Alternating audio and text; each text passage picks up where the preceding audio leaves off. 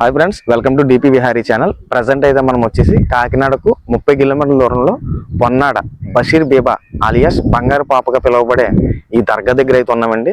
ఇది దాదాపుగా 7 అంతస్తుల భవనం. అది 6 అంతస్తులు ఇసుకలో కూరుకుపోయి ఒక అంతస్తులోనే మనకి దర్శనం ఇస్తారంట ఈ బషీర్ బీబా గారు. అది దాని స్టోరీ మొత్తం మన వీడియోలో మాట్లాడుకుందాం. ఇంకెక్కడ లేట్ చేయకుండా వీడియోని అయితే కంటిన్యూ చేద్దాం.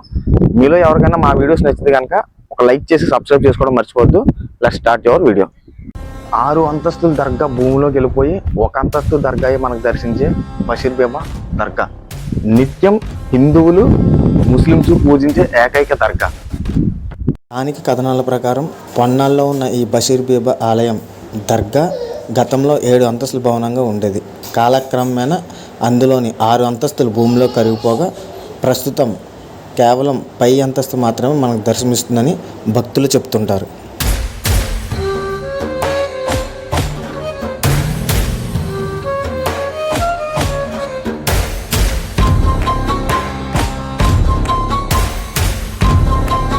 బషీర్ బీబీ చిన్నతనం నుంచి ఎంతో దైవభక్తి కలిగిన మహిళ.